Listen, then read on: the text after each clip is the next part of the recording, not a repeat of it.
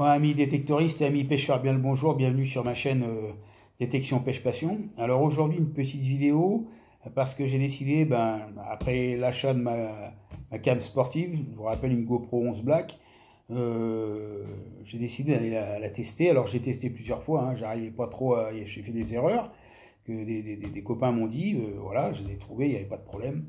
Et là j'ai dit je vais aller faire un film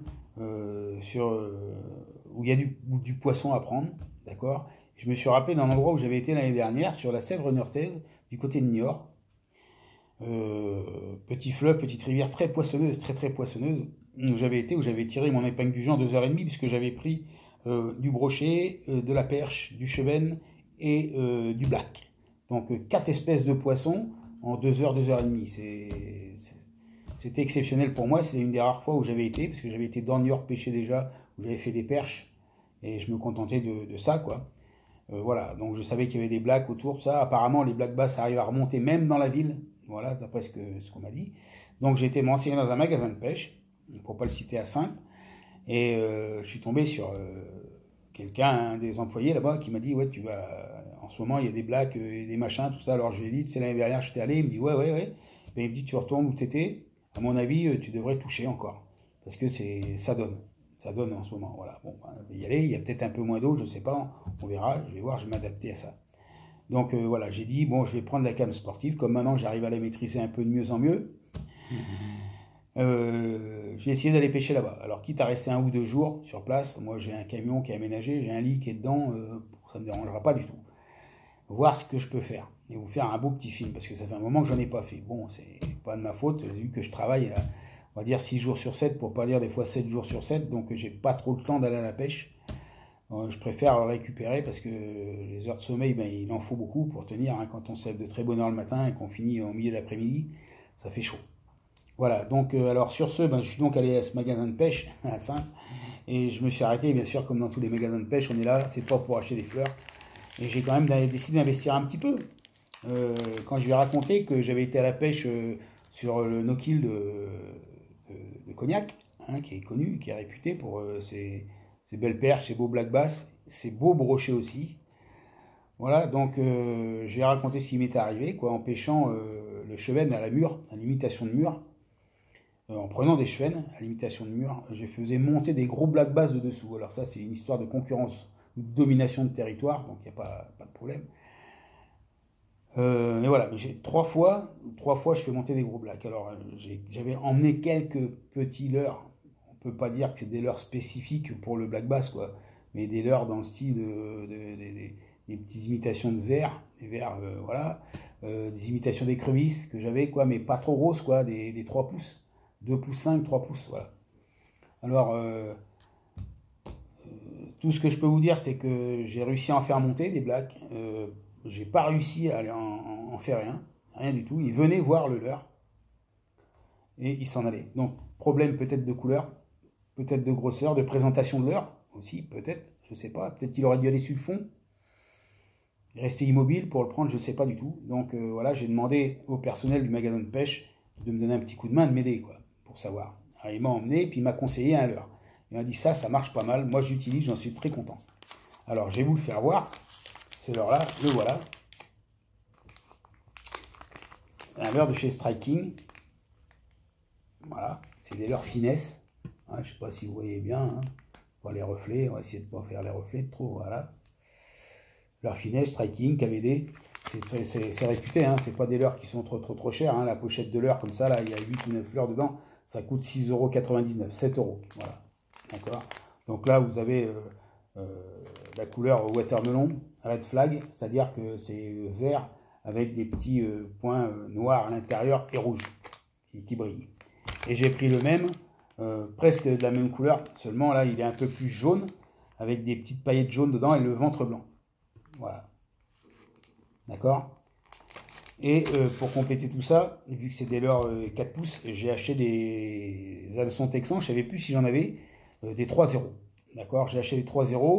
Alors là, j'ai mis le paquet, j'ai mis des Gamakatsu. Hein, je ne les ai pas commandés sur Ali, parce que ça mettrait un peu plus de temps pour arriver. Je ne sais plus si j'en avais pas, ça tombe bien. Donc voilà. J'ai acheté 4 hameçons Gamakatsu. 3,0. Alors je vous rappelle que pour les leurres 4 pouces, c'est hameçon 3,0. Pour les leurres 5 pouces, c'est hameçon 4,0. Et ainsi soit-il. Pour les leurres 3 pouces, c'est des hameçons texans de 2. D'accord. Après, pour les hameçons texans, pour les leurres 2 pouces, vous pouvez prendre des hameçons de 5, de 6 en texan. Voilà. C'est pas dur à retenir. Moi, le maximum, c'est vraiment 4 pouces. Donc là, c'est des leurres finesse. Je vais certainement pêcher en whitelist, c'est-à-dire juste avec l'hameçon dedans. Et vu que je pêche dans un endroit qui est assez encombré, je ne veux pas trop avoir de plomb. Moins il y a de prise dans les racines, dans les nénuphars, moins tu es embêté. Voilà. C'est ce que je vais faire sur Niort et les alentours. Donc la GoPro, ça va, je la maîtrise un peu mieux. La batterie interne de la caméra par elle-même dure 2h30 à peu près avant qu'elle se mette en alarme et qu'elle s'éteigne automatiquement. Donc comme j'ai des batteries externes, des 10 000 mAh, en sachant qu'une batterie 4 voyants et qu'un voyant s'est éteint au bout de presque 6 heures de pêche. Donc ça me fait 24 heures de pêche non-stop avec une batterie. D'accord, les batteries externes, c'est ça. Pour ceux qui ne savent pas, voilà. 10 000 mAh. Ça existe aussi en 20 000 mAh. Le but, en fin de compte, c'est de bien le mettre sur votre gilet de pêche où vous allez pêcher pour pas que ça vous embête. Alors, j'ai un petit message maintenant que je vous ai présenté ce que j'allais emmener. Bon, bien sûr, pour la pêche, je ne vais pas emmener que ça. Hein. Pour le brochet, je vais peut-être emmener leurs 3 pouces pour faire mordre les grosses perches. Mais bon, comme c'est des petits espaces, vous faites très précis pour pêcher. J'avais déjà vu ce système aux alentours de Périgueux avec un copain qui est au Canada. D'ailleurs, je lui passe le bonjour s'il me regarde. Alain, salut. Voilà, je vais aussi emmener certainement ces leurres-là, hein, les Kickringer, que je vous ai fait voir déjà une fois ou deux, hein, qui sont très efficaces sur la perche, sur les petits black bass. Je vais emmener des leurres Heinz, hein, des 2 pouces pour les perches, des imitations d'écrevisses, certainement avec. Et ce qui n'a rien à voir avec, je vais emmener aussi ce petit leurre-là. Alors pourquoi ce petit leurre-là? C'est l'imitation du Gomoku. Voilà, du leurre Gomoku, que j'avais eu sur AliExpress. La couleur est sympa, ça c'est sympa.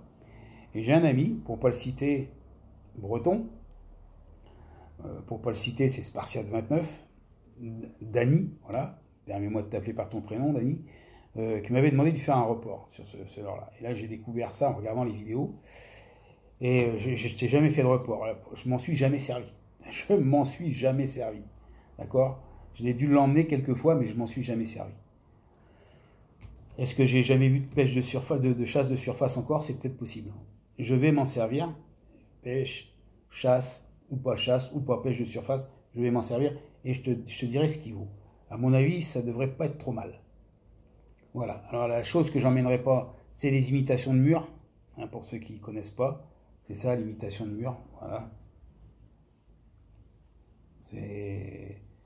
Quand j'avais été au salon à Royan, le monsieur qui les fabriquait, qui était à l'issue du moule qui les avait fait, bah, j'ai pu discuter avec lui. Hein, vous avez une imitation de mur noir ou rouge, ou alors des imitations de baies, de cassis qui sont pareils, noir ou rouge. Hein. Il y en a un paquet, ça coûte 3 fois rien. Il y en a le paquet, il fait 20 cm de haut, c'est rempli. Hein, maintenant, tout le monde peut le faire chez soi. Bref.